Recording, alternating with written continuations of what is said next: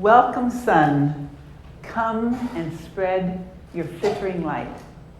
Flittering light, those spontaneous moments when a spark of light touches an internal awareness. It illuminates and moves on. But something in us has stirred, and that stirring can create wonders. I was blessed to have experienced magical moments with my students and within myself, for I was changed when I took my Montessori journey. Maria Montessori herself had many moments of illumination, and they did create wonders.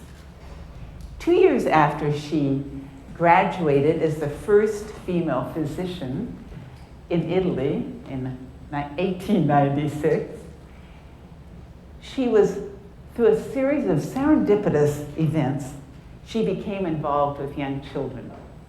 Thank goodness. One day, she was asked to visit an institution for children, and at that time they were called idiot children, and they were treated as such. She was wandering through the halls with this caregiver guide, and she noticed children picking up pieces of bread from the floor. And they were feeling them, and they were touching it. The guide disgustingly said, "These children just ate, and yet they want more." Dr. Montessori said, "They don't want to eat the bread. They need to touch it. They need to manipulate it.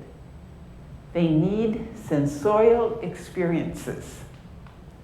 From this one, and from many similar experiences, came powerful awakenings that a critical, essential need for each human is to be able to manipulate with their hands, to use their hands.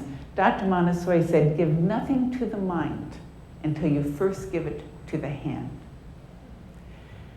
Her passion about sensorial experiences and her belief in their importance eventually formed a strong basis of her educational system.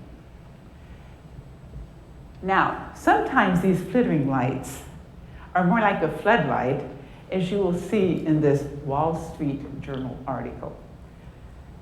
The author later goes on to say, what is it about the Montessori education that does foster such creativity? Is there something that we can learn from? Is there something about that Montessori environment that does create such inventiveness? A Montessori colleague of mine said, well, yes, of course we encourage creativity, but most importantly, we don't stifle it.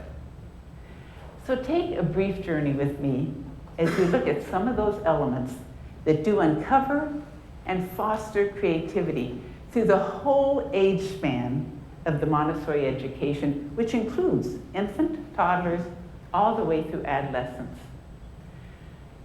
A structural, developmental cornerstone of Montessori education is the prepared environment. Imagine you are entering a classroom that is bright, it's beautiful, it's harmonious. You are greeted with genuine warmth. You feel safe. The materials are arranged beautifully on the shelves. Plants, and sometimes an animal or two or more, are an integral part of the classroom. Everything is lovingly and carefully prepared to honor the work of the individual. Sean Diddy Combs, rap singer and actor, attended a public Montessori school, and he expressed beautifully what can happen in the prepared environment. He said, "I felt like I was nurtured into being someone special." Dr. Montessori talks extensively and passionately about the role of the prepared environment so that the voice of the inner child, the inner teacher within the child, may be heard, and independence may be gained. She wrote, "It is as if nature safeguarded each child from the influence of adult reasoning in order to give priority to that inner teacher who animates him." There are many, many principles in the Montessori education, but two of them which most effectively encourage and animate that inner teacher are freedom of choice and freedom to stay with the material until one is satisfied. I'm going to share an example of a student in my class, 7 years old. She had chosen to work with the multiplication board and was busy working with it, doing the 6 times tables. All of a sudden, she looked up and it was like that glittering light just soared into her. She rushed over to the bead cabinet, took the corresponding 6 chain, laid it right next to the multiplication board, and essentially she yells out, she said, "They're the same thing. It's the same." How wonderful that she had the time to explore those connections herself. Students' interaction with sensorial material engages their complete concentration of both mind and body.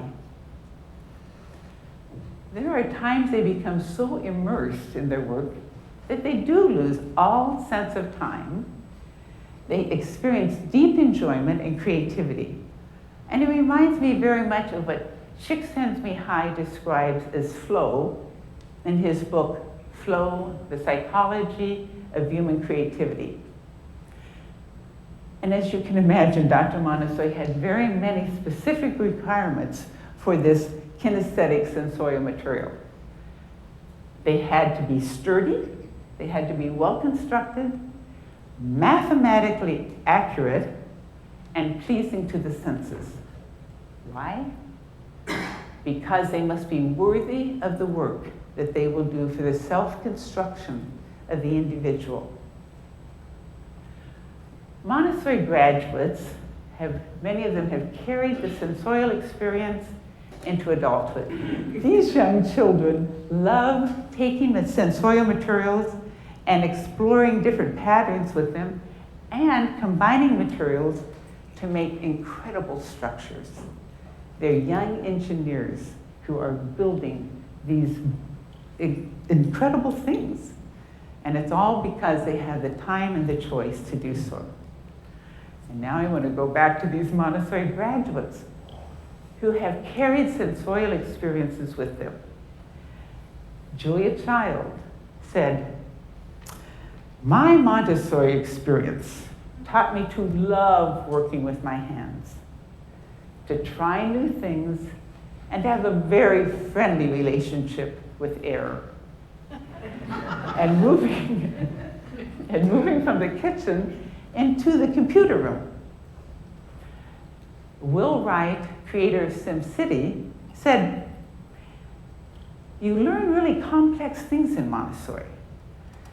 Things like the Pythagorean theorem by working with a material called the trinomial cube." He said, "It's all about learning things on your own, rather than having teachers explaining stuff to you all the time." SimCity, he says, comes right out of Montessori. We're going to take a trip, and the flittering light is going to now go to 2 particular passions of mine: the interaction with the natural world and cosmic education, the wonders of the universe. Very perceptive people have said how incredibly important it is that we have a warm and trusting relationship with nature, and how sad it is when that sense of wonder is lost. Why is this so important? Consider, in his influential book, Last Child in the Woods, Richard Love coined a term called nature deficit disorder. which describes what is happening with many of our young children and the conditions as a result, such as obesity, ADD, depression, among others. He then points to research that shows that a healthy, happy connection to our natural world directly corresponds to healthy child development. Dr. Montessori said, how sad the soul of man, especially that of a child, who is not put in contact with nature. She was determined to do something about this sad situation. In her educational program, nature is totally, it's included in every single thing. It's included in the curriculum, in the environment, in the nature walks, in camping. In fact, with the secondary students, spend a long time tending the ground, tending the land. And this student, a secondary Montessori student, has created and is now building a straw bale house. Because there are many creative artists that talk about this incredible connection to nature. Gabriel Garcia Marquez, Nobel Prize winner, said, "I do not believe there's a method better than Montessori for sensitizing children to the beauties of nature and for awakening their curiosity about the secrets of life." And this Viennese architect said, "My Montessori school taught me to have an affinity for vivid colors and to love nature." And now we're going to the outer reaches of the cosmos. And cosmic education, which essentially begins at age 6. Dr. Montessori observed, as we all know, that children of that age want to know the how and the why of everything. And if that is what they need to feed their brilliant minds, it is our job to give it to them. Our task is to enthuse them to their inmost core by planting as many seeds as possible in that fertile, creative imagination.